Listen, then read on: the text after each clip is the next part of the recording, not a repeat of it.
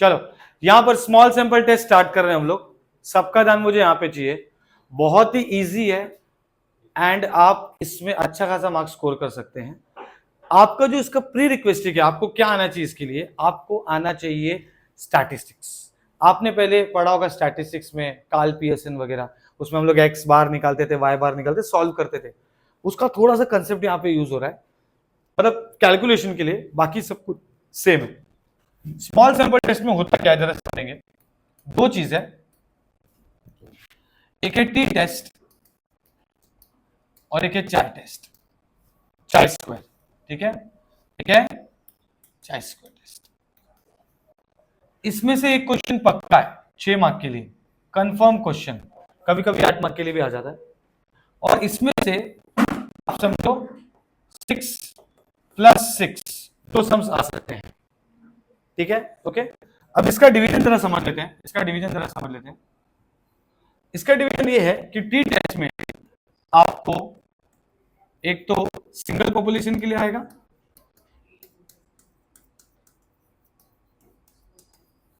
या फिर multi population या डबल पॉपुलेशन, ठीक है, डबल पॉपुलेशन या मल्टी पॉपुलेशन।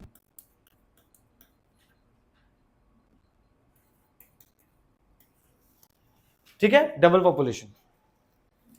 अब होता क्या है टी टेस्ट से चाय टेस्ट की मैं जब भी बात करूं तो टी टेस्ट में आपको जो आपको इसको फॉलो करना है, जो स्टेप्स, चाहे वो टी टेस्ट हो चाहे वो चाय टेस्ट हो, इसके एक स्टैंडर्ड स्टेप्स है जो आपको याद रखना है स्मॉल सैंपल में। वो क्या है स्टैंडर्ड स्टेप्स? सबसे पहला तो आपको हमेशा देखना है कि आपका जो प्रेडिक्शन है वो सही जा रहा है या अल्टरनेटिव जा रहा है। अब इसका मतलब क्या है जरा समझेंगे हम लोग, ठीक है। अब होता क्या है कि हम लोग है ना कोई भी चीज हाइपोथेसिस करते हैं। हाइपोथेसिस मैंने ऐसे प्रेडिक्ट किया, आज 20 लोग आने वाले थे, एग्जाम्पल, ठीक है, 20 लोग आने वाले थे।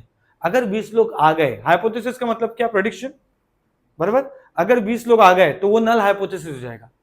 नल हाइपो, हाइपो मतलब मैंने सोचा था कुछ, हाइपोथेसिस ऐसा हो सकता है, और अगर हो गया एग्जैक्ट 20 आ गए तो वो नल हो गया ना। लेकिन अगर नहीं हुआ तो क्या हो गया? Alternative hypothesis. तो ये हो गया null hypothesis and alternative hypothesis. दूसरा स्टेप है टेस्ट स्टैटिस्टिक्स। क्या दूसरा स्टेप? Test statistics. यहां पर क्या होता है टेस्ट स्टैटिस्टिक्स में? टी टेस्ट कर सकते हैं आप, चाय टेस्ट कर सकते हैं आप, एफ टेस्ट कर सकते हैं, जेड टेस्ट कर सकते हैं। तो यहां पे सब टेस्ट वाला पार्ट जो है, कैलकुलेशन वाला पार्ट है, हम यहां पर नंबर 2 पे करते हैं। समझ में आया? तीसरा स्टेप क्रिटिकल वैल्यू। क्या होता है तीसरा स्टेप? Critical value. या फिर आप इसको ऐसा बोल सकते हैं कि तीसरा स्टेप हम लोग बोल सकते हैं कि level of significance, LOS. LOS का मतलब होता है level of significance.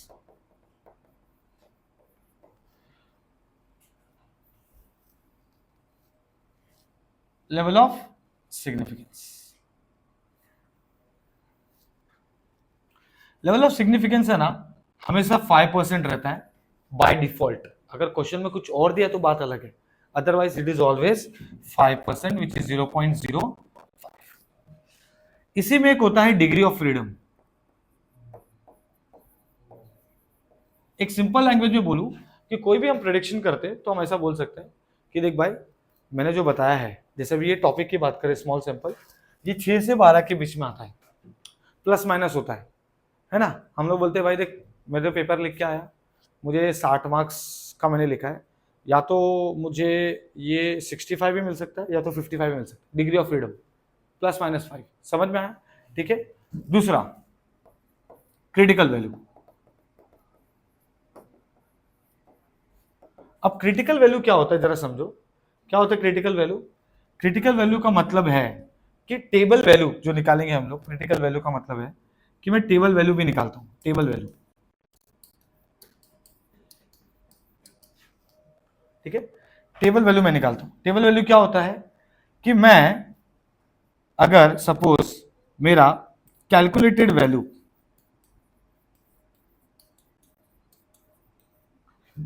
Is less then table value, ठीक है, calculated value is less then table value. अगर कभी ऐसा हुआ तो हम बोलते हैं इसको बोलते हैं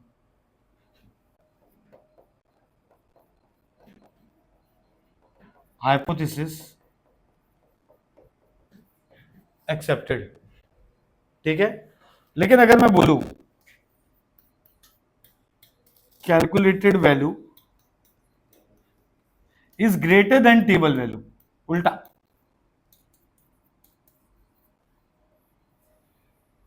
तो ऐसे टाइम पे क्या होता है? रिजेक्टेड। समझ में आया क्या?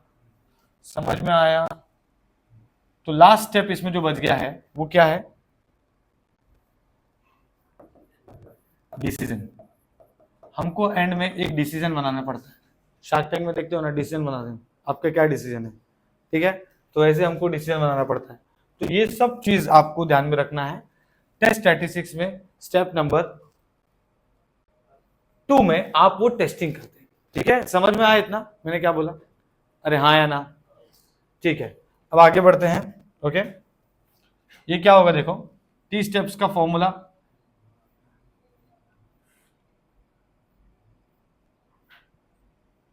देखो पहला सम देखो, टी टेस्ट का क्या फॉर्मूला? टी का क्या फॉर्मूला है?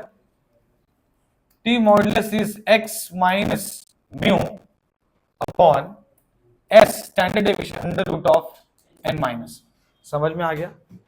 ठीक है, कभी कभी आपको स्टेप्स जरा ध्यान देना, सम्स कैसे आते हैं। सब लोग जाग रहे हैं? सम्स कैसे आते हैं जरा समझो। ये सम तो समझ लो आ गया, x minus mu upon s upon under root of n minus one. लेकिन कभी कभी आपको ये नहीं दिया रहेगा, कुछ और दिया रहेगा, sum of the square of the deviation. तो वो टाइम पे हम लोग एस निकालते हैं। देखो एस तो हमको निकालना ही है, पर कुछ और निकाल के एस निकालना पड़ता है।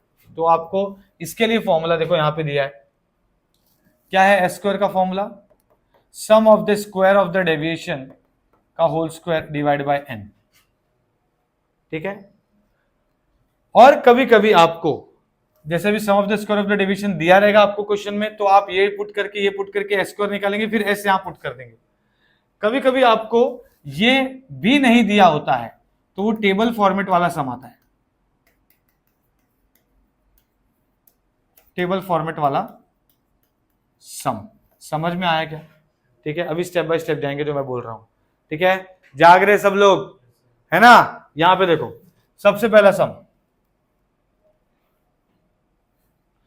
क्या दिया है? देखो, a soap manufacturing company was distributing, यहां पे ध्यान देंगे, a soap manufacturing company was distributing a particular brand of soap through a large number of retail soap. Before a heavy advertisement campaign, you will find the mean sales per week was 140 dozen. मतलब देखो, एक कोई company है भाई, ठीक है ना, वो कंपनी क्या करती है? साबुन बेचती है। अब वो साबुन तो बेच रही है, बहुत अच्छी बात है, ठीक है, अच्छा खासा धंधा बना रही रहेगी, अच्छा खासा प्रॉफिट इकट्ठा कर रही रहेगी, ठीक है। बट है ना, उसने ना बिना एडवर्टाइजमेंट के उसका हफ्ते का जो सेल्स था वो कितना था? 140 डजन का था, ठीक है। लेकिन जैसे मैं बोलता हूं, after the campaign of sample of 26 shops was taken, the mean sale was found to be 147। मतलब क्या किया? एडवर्टाइजमेंट किया, ठीक है, ठीक है, और अपने को कितना हो गया? 147 हो गया। तो कहने का मतलब ये है, क्वेश्चन के अकॉर्डिंग, क्या ये एडवर्टाइजमेंट इफेक्टिव था? ये क्वेश्चन है हमारा, ठीक है, ओके। तो अभी देखो यहां पर हमने क्या किया था, पहले हमारे कितना था? नल हाइपोथेसिस कितना है? Mu is equal to 140। Null hypothesis कितना है? Mu is equal to 140, correct है इतना, ओके। एंड अल्टरनेटिव क्या होगा उसका? अपोजिट। देखो, या तो मैंने बोला था 20 बच्चे आएंगे, या तो 20 बच्चे नहीं आएंगे, तो मेरा prediction mu is equal to 140 रहेगा, या तो नहीं रहेगा। कैलकुलेशन ऑफ टेस्ट स्टैटिस्टिक्स तो मैंने निकाला, x माइनस म्यू, x कितना भाई? 147 हुआ था ना, म्यू कितना है? 140 पहले था, इफेक्टिव एडवर्टाइजमेंट करने के बाद कितना हुआ? 147 अपॉन s, s कितना है भाई? किधर है? स्टैंडर्ड डेविएशन कितना है? 16 अंडर रूट ऑफ n, कितने शॉप से भाई? 26 माइनस 1। इसको सॉल्व किया, आंसर आ रहा है 2.19 विच इज 2.19, ठीक है। लेवल ऑफ सिग्निफिकेंस फिक्स है। अगर सिर्फ सिंगल टाइप का सम है तो इसमें डिग्री ऑफ फ्रीडम नहीं होता, अगर सिंगल पॉपुलेशन की बात कर रहे हैं तो। क्रिटिकल वैल्यू क्या हो गया, 5% पे इसका डिग्री ऑफ फ्रीडम अगर निकाले, कितना degree of freedom, 26 minus 1 single population के लिए, ठीक है। डिग्री मतलब जितना भी एन रहेगा ना उससे -1 कर देने का। समझ में आया, कितना एन है, -1 कर दो, कितना हो गया 25 के लिए टेबल पे जाने का, 25 के लिए टी कितना है वो निकालने का। जैसे कि अभी मैं यहां से निकालू, अगर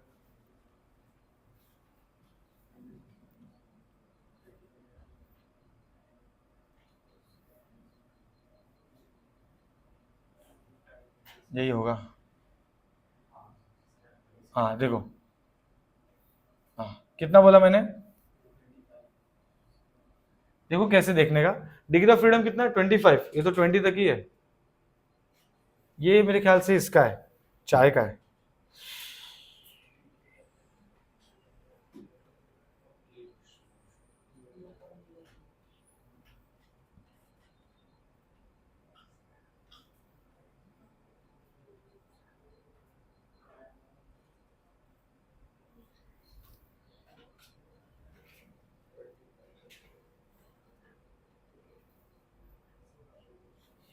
ठीक है, ओके, सो ये वाला तो नहीं,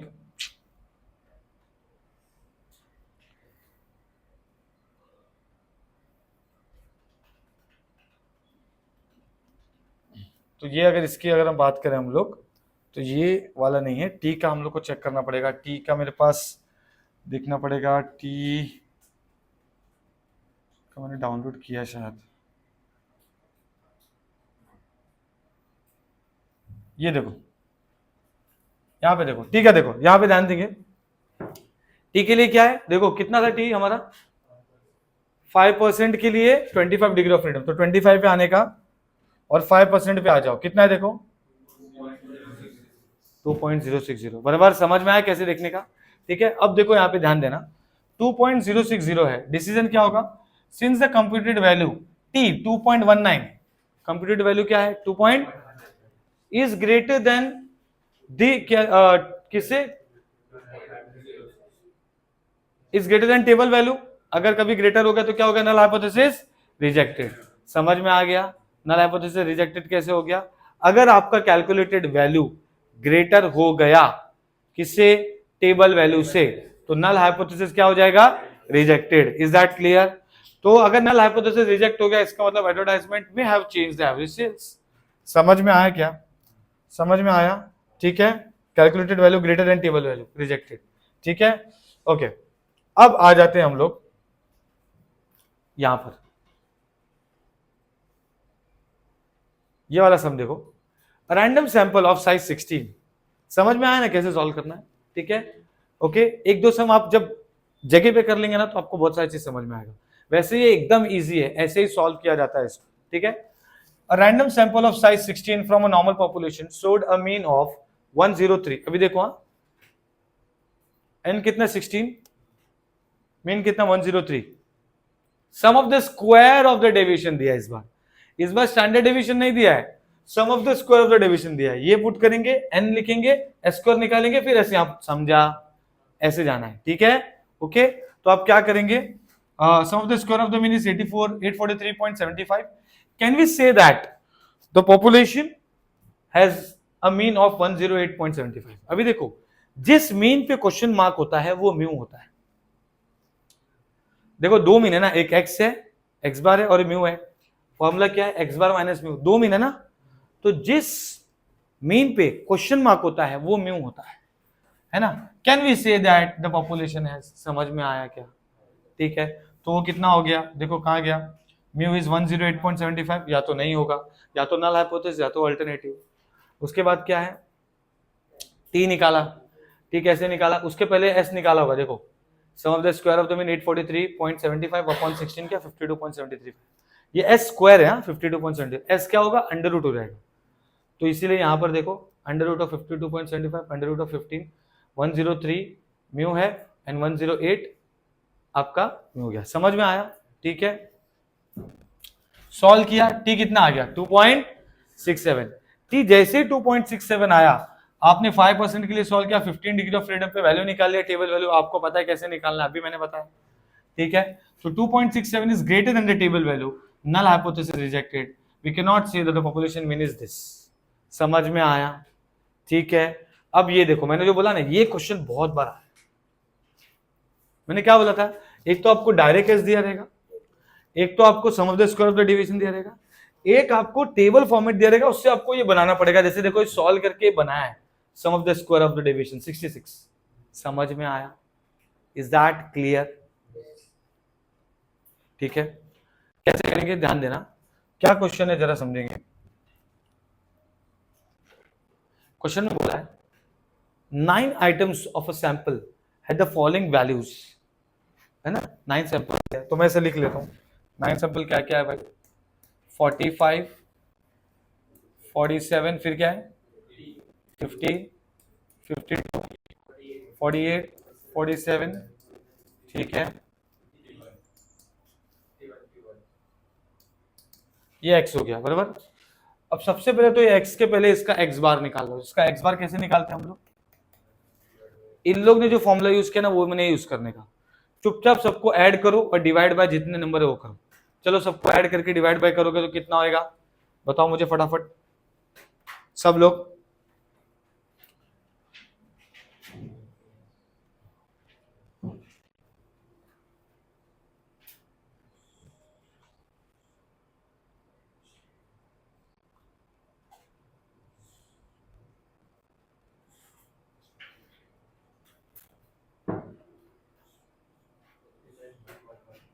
कितना आ रहा है बराबर, तो x बार हमको देखो सेम आ रहा है 49.11, करेक्ट है ना। सुनो, मतलब वो फॉर्मूला यूज करने की जरूरत है क्या, नहीं, वो गंदा सा फॉर्मूला यूज नहीं करने का। दूसरा sum of the square of the deviation निकालने के लिए, ये निकालने के लिए पहले ये सब निकालना पड़ेगा। तो कैसे निकालते हैं जरा देखो, हमको ये आ गया 49.11 बराबर। आप x बाई लोग ने 48 लिया, राउंड फिगर लेना, क्योंकि पॉइंट में लेंगे तो बहुत तकलीफ होगा। तो मैं क्या कर रहा हूं, मैं ले रहा हूं डी को x माइनस 50 ले रहा हूं मैं, आंसर सेम आता है, कोई दिक्कत नहीं, ठीक है। क्या ले रहा हूं मैं 50, कंसेप्ट को समझाना है इसलिए बता रहा हूं ताकि आपका कंसेप्ट क्लियर रहे। इन लोगों ने 48 लिया है ना, देखो x बार आपको कितना है 49.11, इन लोगों ने इसमें से कोई एक वैल्यू उठा लिया, बीच का वैल्यू 48, समझ में आया। आप भी 48 ले सकते हो या उसके आसपास का राउंड फिगर ले लो 50, बट याद रखना है कि आपने लिया क्या है, समझ में आया। तो मैंने क्या ले लिया 50 ले लिया, तो क्या हो जाएगा -5, फिर -3, 0, 2, -2, ठीक है, समझ में आया। अब इसका स्क्वायर कर देंगे, इसका स्क्वायर क्या होगा, डी आई का स्क्वायर, मतलब sum of the square of the deviation करना है। मतलब एक्चुअल में देखा जाए तो इधर सम नहीं आएगा, इधर खाली आएगा एक्स आई -50 का स्क्वायर। ये कितना हो गया 25, ये हो गया 90449191। अब जब इनको ऐड कर दोगे ना तब सम ऑफ द स्क्वायर बोलेंगे। तो ये कितना आ रहा है, ये कितना आ रहा है,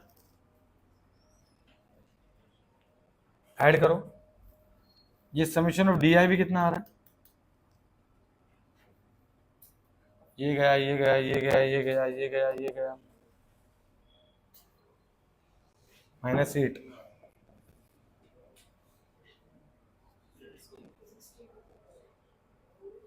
कितना रहा है 62, ठीक है।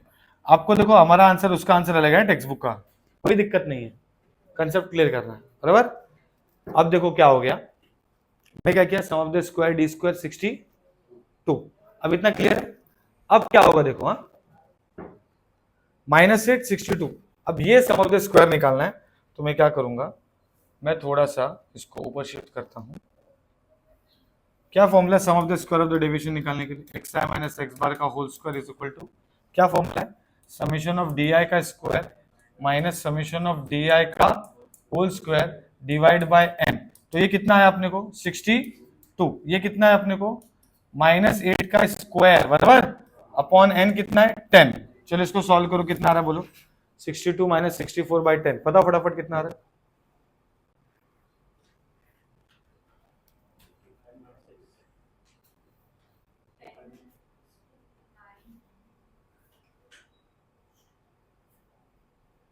ये बराबर है ना अपना -8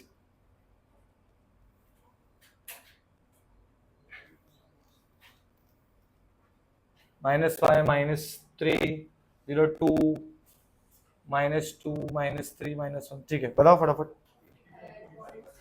कितना आ रहा है? 55.6। उधर कितना आ रहा है? ठीक है, तो अब इसको क्या करेंगे हम लोग, 55.6 को हम लोग पुट कर देंगे, किसमें पुट करेंगे?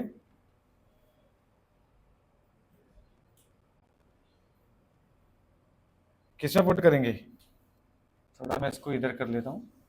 हाँ चलो, तो अब क्या करेंगे, 55.6 है बराबर, तो हमारा एस स्क्वायर हो जाएगा sum of the square of the deviation upon n, मतलब कितना है? 55.6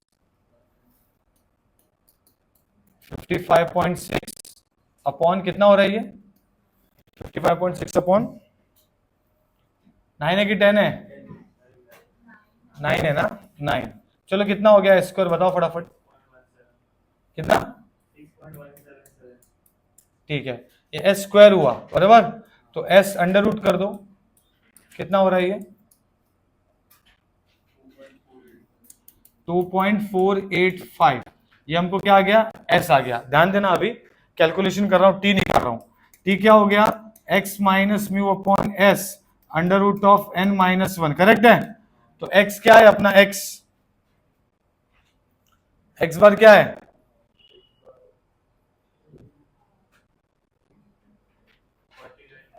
49.11 माइनस म्यू क्या है अपना,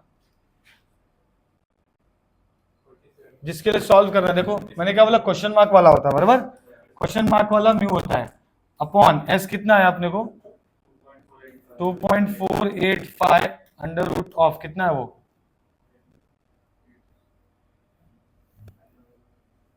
कितना है? 8। चलो हाँ, कितना आ रहा है अपने को? 1.83। तो ये जो टी आया है आपको, अब देखो टी आपका ये आ गया बराबर, कुछ फर्क पड़ा क्या अपन ने वो लिया तो, है ना? ज्यादा कुछ फर्क नहीं पड़ा। समझ में आया क्या? मेन कंसेप्ट क्लियर करो, ठीक है? तो ये अपना आ गया है, ओके, ये अपना आ गया है। अब मैं आपको क्या कहना चाहता हूं, ये कैलकुलेशन तो मैंने आपको करके दिखा दिया, आपको अभी इधर देखना है कि कैसे सॉल्व किया है। ये तो सॉल्व करके हो गया, नल हाइपोथेसिस ये है, alternative not equal to, test statistics हमने निकाल के रख दिया, फिर लेवल ऑफ सिग्निफिकेंस 5% है, क्रिटिकल वैल्यू 5% में कितना रहे? 2.306। So the calculated value is less than the table value, exactly बराबर है कि नहीं? Null hypothesis accepted. Is that clear? ठीक है, समझ में आया क्या कैसे सॉल्व करना है? तो ये टाइप के सम्स एग्जाम में आते हैं। अभी ये 10 इंडिविजुअल्स, वही है पूरा का पूरा, वही है पूरा कंसेप्ट, वही है। 10 लोगों की बात चल रही है, उनकी क्या, किसकी बात चल रही है? हाइट की बात चल रही है, कितने इंचेस हाइट है, ठीक है? तो अगर मैं बात करूं कितने इंचेस हाइट है, तो उसका एवरेज भी निकाला कि यूनिवर्स का इंचेस 65 है, तो जिस पे क्वेश्चन आके वो क्या हो गया? म्यू हो गया। तो ये क्या हो गया? Mu equal to 65, mu not equal to 65।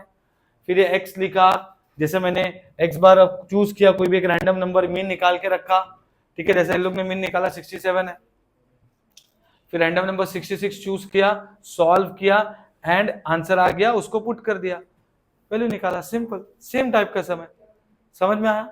ये सम आया हुआ सम है, रिसेंटली 2 ब्रांच को, मतलब ऑलमोस्ट सबको आया था ये सम। क्या दिया क्वेश्चन में? Test made on breaking the strength of 10 pieces of a metal wire, ठीक है? चेक कर रहे हैं कि भाई मेटल वायर कितना ताकतवर है, कितना वेट झेल सकता है, ठीक है? ब्रेकिंग स्ट्रेंथ कितना है उस 10 पीसेस ऑफ मेटल वायर का। तो ये सबका दिया है भाई, इतने इतने वेट वाले थे, ठीक है? सबका वेट लिखा, उसको मीन निकाला, 580 मीन लिया, उसको सॉल्व किया, उसका डी स्क्वायर भी निकाला, पुट किया, ये फॉर्मूले में मिल गया, sum of the square of the deviation s मिल गया। ये टेस्ट स्टैटिस्टिक्स सॉल्व करके हो गया है, खाली आपको यहाँ पुट करना है, that's it. Mu is equal to 575 होगा या तो नहीं होगा, ऐसा क्वेश्चन में देखो यहाँ पे दिया, तो म्यू इज इक्वल टू 577 होगा या तो नहीं होगा। टी हमने निकाल लिया है, माइनस दिया था, कभी भी टी माइनस में नहीं होता क्योंकि मॉड्यूलस है यहाँ पर, तो 0.65 calculated value 0.65 is less than the table value, hence hypothesis accepted, mean is 577। समझ में आया? तो ये जो हमने किया ये क्या था, स्मॉल सैंपल का बेसिक सम सॉल्व, ठीक है। ऐसे सम आपको दो पॉपुलेशन के लिए आएगा, ऐसे सम आपको भी किसके लिए आएगा, दो पॉपुलेशन के लिए। इतना समझ में आया हमने जो किया? पक्का? कोई डाउट, कोई दिक्कत नहीं? अब आ जाते हैं test the difference between the mean. अब दो पॉपुलेशन की बात चलेगी। यहां पर सबसे इंपॉर्टेंट चीज दिया है, इसमें दो टाइप का सम है। एक केस वन, इंडिपेंडेंट सैंपल, दिख रहा है आपको केस वन?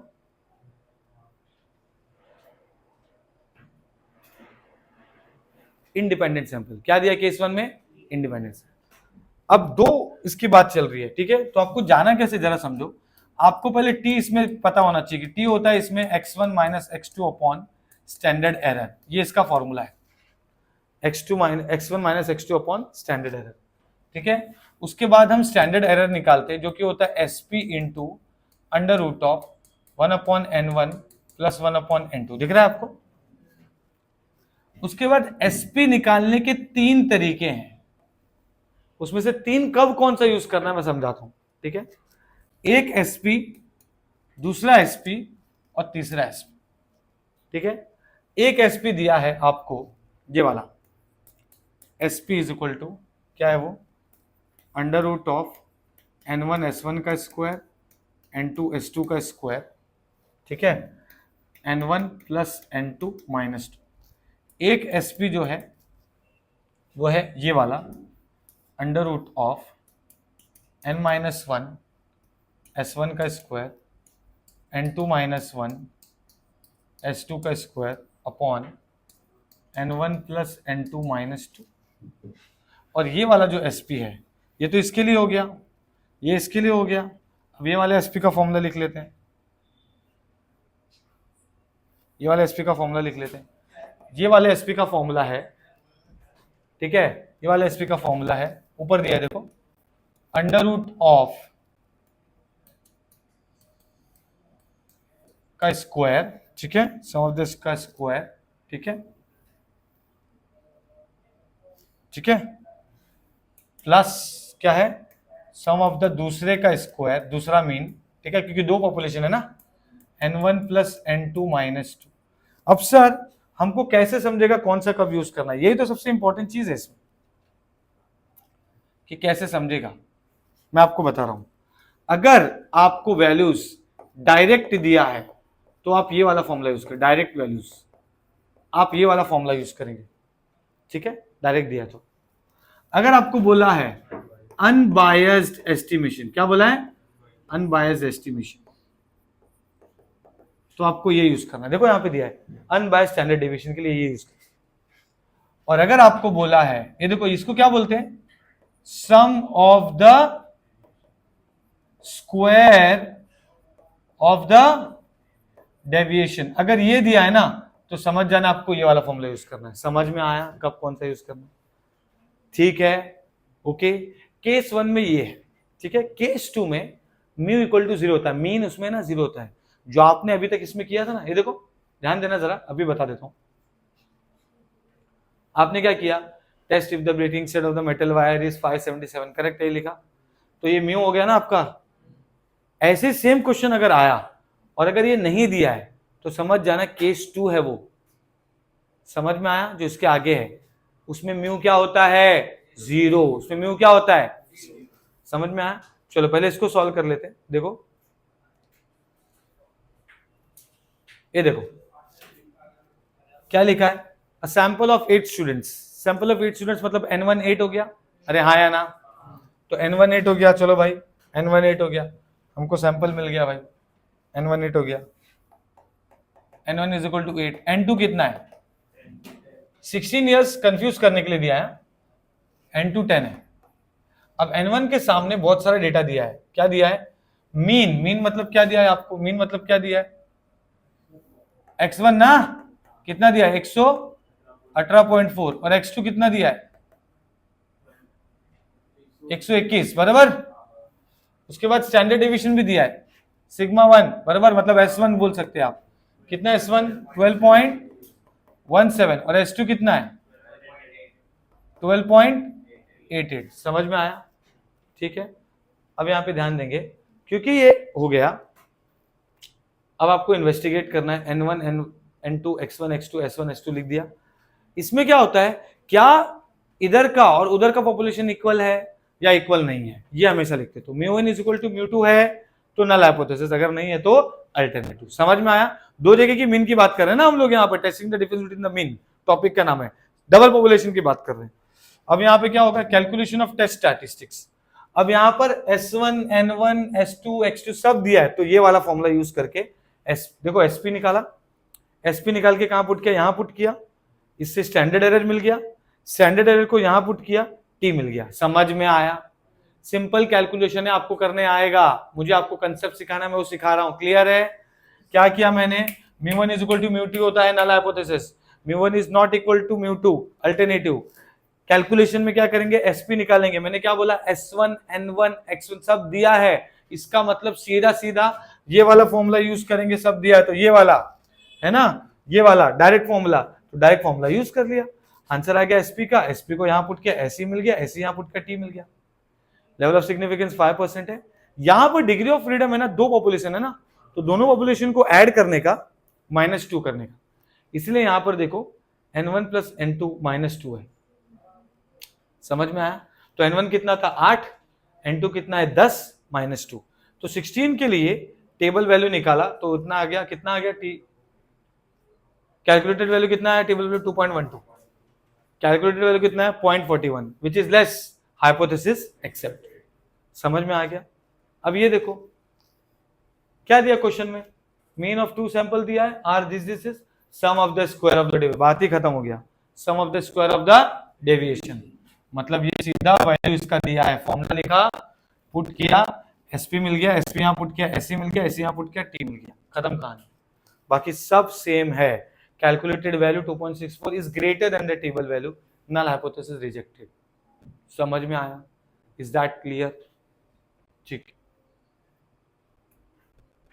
ये वाला सब देखो, अनबायस्ड स्टैंडर्ड डिवीजन दिखा, अनबायस्ड के लिए ये वाला फॉर्मूला यूज करेंगे, N1 -1। समझ में आया? अरे हाँ या ना? ठीक है, चलो आगे बढ़ते हैं। ये देखो डायरेक्ट सब कुछ दिया है, N1 S1 X1 X2 standard division, S1 सब कुछ दिया, देखो वही फॉर्मूला यूज किया, डायरेक्ट फॉर्मूला। समझ में आया? ठीक है, ठीक है, यहां पे भी सब कुछ डायरेक्टली दिया है बराबर, इसमें भी सब कुछ डायरेक्टली दिया है। अरे हाँ या ना? ये वाला क्वेश्चन बहुत बड़ा है। क्या बोला, देखो दो जगह की बात चल रही है, एक यहां की एक वहां की। वैसे यहां पर एक आर्मी सोल्जर्स की बात चल रही है और एक सेलर्स की बात चल रही है। सेलर्स मतलब नेवी में जो रहते हैं, ठीक है। तो the height of 6 randomly chosen sellers are given, लिख दिया। वैसे ही किसके बात किया, रैंडमली सोल्जर्स की भी बात किया, लिख दिया हाइट। अब इसका मीन निकालते हो आप, मीन निकाला कितना है 68, दूसरे का भी मीन निकाला 67 है, तो इसका क्या ले लिया 68 लिया, तो 63 - 68 -5 65। समझा क्या? कैसे निकाला था हमने, अभी वैसे निकालना है, इसका स्क्वायर कर दिया। सेम चीज इधर पे कितना लिया 67.8 लिया, आप इसको राउंड फिगर कर दो, ऐसा मत लो, राउंड फिगर कर दो x2 का 70 कर दो या 68 कर दो, या पॉइंट में लेना तो पॉइंट में लो, वैसे भी कैलकुलेटर यूज करना है, ठीक है। ठीक है, ये निकाला वैल्यू, ओके, इसका भी स्क्वायर कर दिया, ये दोनों का सम ऑफ द स्क्वायर मिल गया, पुट किया, SP मिल गया, SP से क्या मिल जाएगा, SE मिल जाएगा, SE से T मिल जाएगा। समझ में आया? ये कौन से टाइप का सम है, height of the population. Is that clear? Is that clear? वैसे ही ये सम बहुत ज्यादा इंपॉर्टेंट है, ये आप लोग को प्रैक्टिस करना ही है। सॉल्व करके दूं क्या, समझ में आया कि नहीं? इसमें तो कुछ है नहीं ना, देखो ना, x दिया है, हाइट दिया है, x1 x2 दिया है, ये हमने x1 बार निकाला तो मैंने x - 68 करूंगा मैं, x2 बार मतलब x2 - 67.8, तो 61 - 67.8 करेंगे तो -6.8 आएगा, 70 माइनस करें तो यही उसका वैल्यू है। जैसे यहां पे किया है x - 68, तो 63 - 68 -5, 16 - 68 1 बचा, 72 - 68 करेंगे तो 4 बचा, समझ में आया? ऐसे करके दोनों निकाला और नॉर्मल तरीके से जैसे सॉल्व करते वैसे सॉल्व किया। तो ये हो गया small sample. Is that clear? Case two, case two मैंने क्या बोला था, मीन क्या रहेगा? देखो ना, ये बहुत बार आया क्वेश्चन है। Certain injection given to a patient, given to a patient. Obviously आपके बॉडी में जब भी इंजेक्शन मारा जाता है आपके बॉडी टेम्परेचर चेंज होता ही है, ठीक है, ब्लड प्रेशर में चेंजेस आता है। तो वही क्वेश्चन है।